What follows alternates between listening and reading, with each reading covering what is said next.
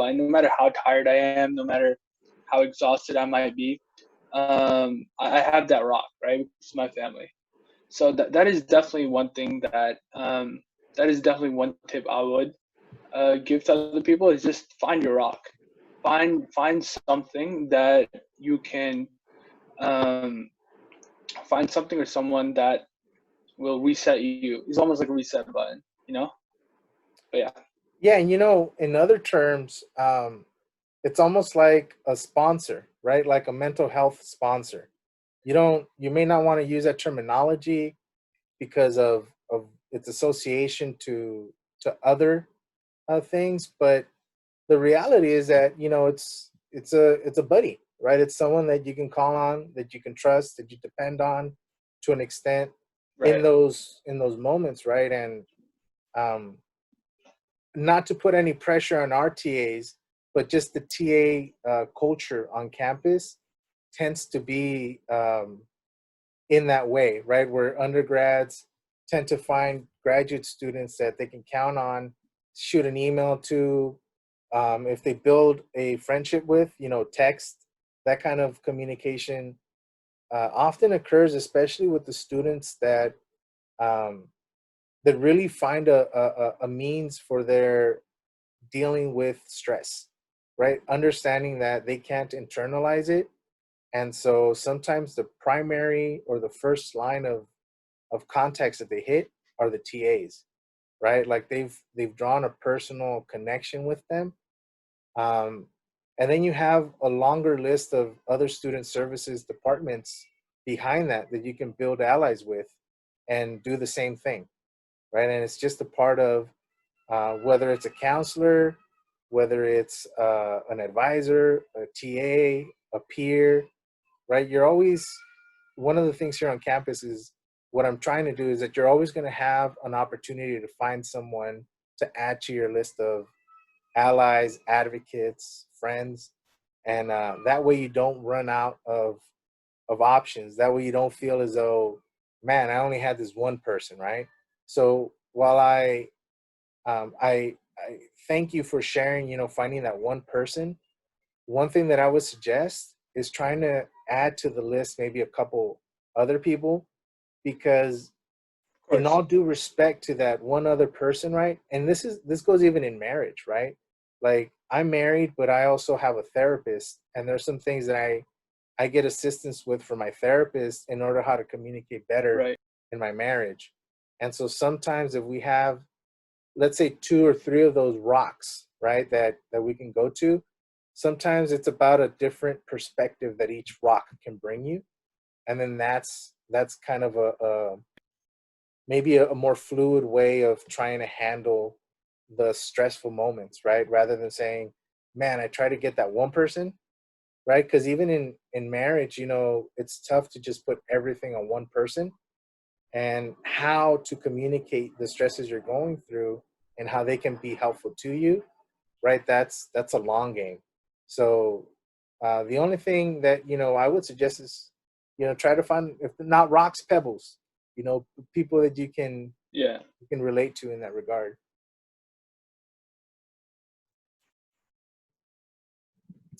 Cool. Thank you for sharing that, Amar. Let me see. There was I'm gonna go Christopher and then Paris. All right. Hey, Christopher. Hey guys. So you mentioned therapy. So I started therapy a while back. I'm a non-traditional student, so I was like working full time and going to school, and it was just really stressful. And one of the things that I learned was that it's okay to be stressed. And sometimes, well, I found that I just internalize all my stress. So through therapy, I realized that if I watch like a YouTube clip or like something on Instagram that makes me cry, that it would make me feel much better. So I literally try twice a week to cry. So I save clips and things like that. And whether I watch it before I'm in the shower, or like sometimes I'm not joking, I will literally turn on The Lion King, thank you Disney Plus, like once a week and just cry. Because it helps. Like I have to get it out. And it just, allows me to emote. So it's helpful for me. Thank you for sharing that. I had a counselor from my community college from Puente. she's actually now my comadre. She's the godmother to one of our children, right? And when you look back on it, right, she was my counselor, and now she's family, which is great. That doesn't always happen, but we were lucky enough. And one of the things that she told me, right, was that therapy was something that I was going to have to focus on as an additional tool, right? She's like, if you were to look in your toolbox and you look at all the tools, you could do all sorts of things to your car with most of those tools, generally speaking. She's like, don't you have a few specialized tools also? Like, isn't there a part in your car that you can't use just like a regular ratchet? And she got me thinking. I was like, yeah. And she's like, well, think of that. Think of therapy as that specialized tool, right? And that specialized tool is attached to a major component of your car, the engine, the transmission. And if those cut out, right, then how do you repair it? Do you just leave it? And so it really got me thinking about my approach, right? And again, it's invaluable. Just sometimes I need to go more often, right? So I go maybe weekly, and there's been times where I've even gone twice a week, right? When it's like really heavy, like I was about to file my dissertation. We've got a 2-year-old and a 4 or 5-year-old, and the world, right? It just seems like there aren't enough hours. And I use it, in that regard. My therapist and I understand that there's an ebb and flow, right? And sometimes I'm good for a month maybe, and then I need to see him again. So allowing yourself the space to know or to recognize, when you're in that state, and then say, okay, I need to cry, or I need my 5 minutes, I need my hour. That's a great release. That's what this counselor told me. She's like, give yourself 5 minutes. And if 5 minutes aren't enough, take a few deep breaths and reset the clock for another 5. Yeah. It's funny you mentioned it because it just brought me back to that moment like 15, 20 years ago. Yeah, I mean, I always tell people I go to therapy every week. I've gone to therapy every week now for 2 years. Even I moved from LA to here, so we still talk on the phone or whatever, or Zoom. But I always tell people, like, if anything, therapy is like 50 minutes a week where I can talk to somebody and they're not checking their phone or doing anything like that. So it's just helpful. It's just carved out time for myself. So yeah. Direct contact, and just to add a little bit to my tool example, um, my parents were skeptical, right, culturally speaking, about therapy, and so that could be also a reason why we don't participate. But once I sat down and I was like, look, it's not that you didn't do a good enough job. It's not that you know, I'm hitting the wall. It's just that I don't want to hit the wall. And I realize I don't have all the tools in my toolbox that I need in order to deal with these situations. And talking to this person helps me realize which tools I need to get rid of, which ones I need to adapt, or what I need to add. And so, that was one way that for some of us, that struggle with sharing or relating with certain family or friends because of the stigma that can sometimes be associated, right? That's how I explained it. It's not against anybody, but if you wanted to become a professional athlete and you didn't get a personal trainer, or you didn't get a personal nutritionist, right, and you didn't go that route, don't complain at the end of the day if you're not drafted, right? You had these resources available, you didn't take advantage of, right? It makes a difference between a championship possibly. And so top athletes recognize it, but there's no reason you need to be a top athlete in order to participate in that way, right? It works for everybody in the same manner. We all need that release, right? Thank you for sharing that, Christopher. Paris. Hi, can you hear me? Hey. Hi, nice to meet you guys. Sorry, I had to miss the last Zoom because of the orientation, but I wanted to add on to what you guys talking about with the therapy. I saw a therapist through SBCC, which was the school that I transferred from, and I didn't realize how important it was to have a safe space where you can just talk about anything, like anything from your childhood, anything from, maybe your relationship, your workload. And I thought that was really important. That was a really cool resource that they offered. And I visited hers, it was every other week because you only get 6 sessions per semester. And I recommended it to all my friends. I was like, I feel like a light coming out of therapy. I feel like I just dropped all this stress, all these worries that I had on my shoulders. So I would recommend that to anyone. And then I also wanted to add, my original point was that I like to run. Running pumps oxygen to my body, to my brain. And I did cross country in high school, and I just kind of fell in love with it ever since then, because it's kind of like the more I don't want to run, it means the more I need to because the stress or whatever negative thoughts I'm having is like trying to keep me from, reaching my full potential or feeling good about my mental health, And so I would definitely say therapy is really positive thing that I do to help my mental health. And also running helps me sort of like biologically just sort of work through the stress that I'm feeling in my body. Exercise is great to chemically provide some balance, right? It helps to re-up in our brains, recharge with positive emotions. And so um, you mentioned a couple of things that you do, running and therapy, right? And so this is a Mhm. perfect example what I was talking about, like in this week's journal, right? Like, what's your equation look like? What are some of the things that you do? Running is something, therapy is another. So as you can see, it could be physical. There's mental health. We're talking about mind, body, um, soul, right? And meditation can take care of that. So can again, prayer, or whatever its religious equivalent is for some of you that might not call it that.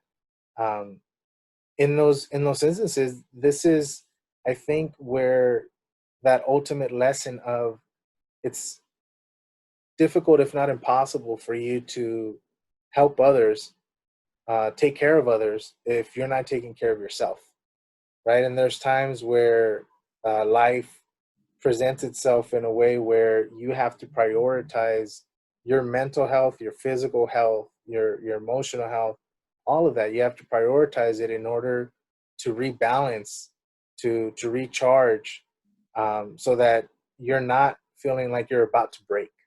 Like you're about to have a situation that is going to distract you from completing your work, is going to distract you from feeling well, right? Stress can make you feel sick.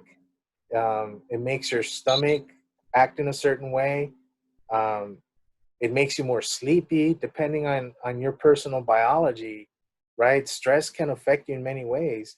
But one thing to understand about the long game with why manage your stress is that stress can kill, right? Stress is something that, unless managed appropriately, dealt with, can lead to serious conditions, especially the older we get, right? And I'm getting into that, the later 30s into the 40s.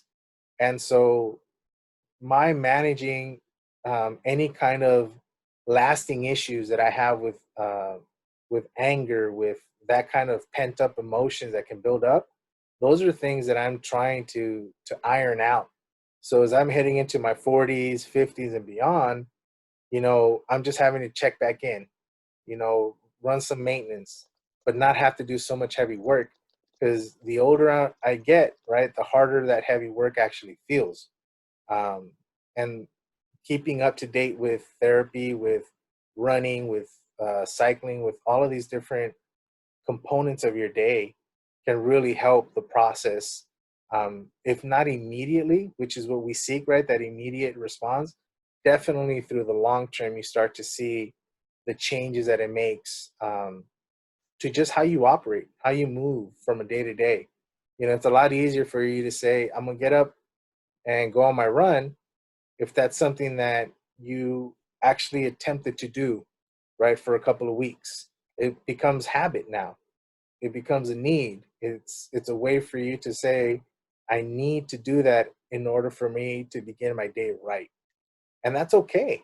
You realize what that is, right? If it's a run, if it's a bike run, if it's swimming, surfing, whatever you do, right? That's That's part of what you should be building up as your routine, as your foundation, and adding to it, tinkering here and there. What works? What can I spot out for the moment, right? Like, this person might not be available. Let me check in with this other person. And then they might offer you something else that you can plug in that you might not have known about before, right? That's why it's important to give yourself options. Surround yourself by positive people, and people that are there that want to promote and support you, right? Not just because you're going to end up with a degree from UC Santa Barbara, but because they want to see you be better versions of yourself, because that's really what you're trying to do, right? The degree comes along with it, but you're aiming to do something higher, something greater with your career once you have that degree. And the way to do that is by managing yourself, managing their mind, body, and soul, right? That's a main priority as you move forward, especially the closer you get towards graduation, right? Some of this stress can amp itself up. If you might just need to check in with a counselor so that they can tell you, look, you're fine. You're almost done with your classes. You just need to show up, turn in your finals, and you're straight. Go walk, go graduate, and then be the first in your family to do the next thing in your life, right? And so with that, we begin to see the importance of checking in with each other, and the truth behind that too, right? Like, our pride will hide that from us sometimes, but if we allow ourselves to find that truth, then it's much more helpful, beneficial to us, to understanding which resources work best, right? Yeah. So, Mario, if I could just jump in, sure. um, just, touching upon this topic with my background in educational psychology and clinical psychology that I'm doing for Please. graduate school. Yes. Yeah, I think that it's so important that, we're all going to school and going to higher education to achieve this ambition and this goal that's going to launch us, that we think it's going to launch us into our next journey. But it's also so important to really work on yourself and your own interpersonal journey too, right? And improving yourself, whether that be your mental state, your physical state. That's going to really help you with that goal, right? That end goal of graduating. So whether it is thinking more introspectively on, what you want to work on for yourself, your mental states, just different shifting perspectives can help, as well. So I always tell, my undergrads and my research assistants, anyone who I can mentor, is that even if you think you're totally fine, you're, doing well, go to therapy anyway. You might discover other things that, that you wouldn't have otherwise thought about, right? You might discover different perspectives that is coming from a third person, non-biased person that's kind of just you're talking to and having a soundboard off of, that might give you a perspective that you've never thought about. And in my line of research, I work on a lot of kind of gender and cultural experiences and histories that can be barriers a lot for, mental health journeys. And it's important to recognize that, if you're in those gender or have those cultural experiences or history or backgrounds, that is going to be oftentimes a stigma or a roadblock for yourself to even, start therapy or think about it in that way, right? For men, that there's masculinity, you're not, expected to emote, in different cultures and Latinx cultures, there's that machismo, mentality. And so it's to break down those kinds of things so that you can be, the best of who you want to be during this self journey of this higher education, getting that degree, and really just tapping into that. And it's important to note that even if you're great, you're fine, go ahead and go see therapy. Therapists themselves, clinicians like me, we also see therapy. There are other people. And we have great resources at UCSB. Sometimes it might take a little longer because there's not a lot of therapists available, but kind of taking that first step, and really reaching out and accepting that you can do that despite your history or whatever whatever background you're coming from. That's a great point, because when you have that quote unquote clarity, right? There's still some things that you're dealing with that might not be what you're so focused on because it doesn't seem as large a part of your day. But then it's like the micro, right? That can be a tick for something else, or even for what you didn't even know was going on.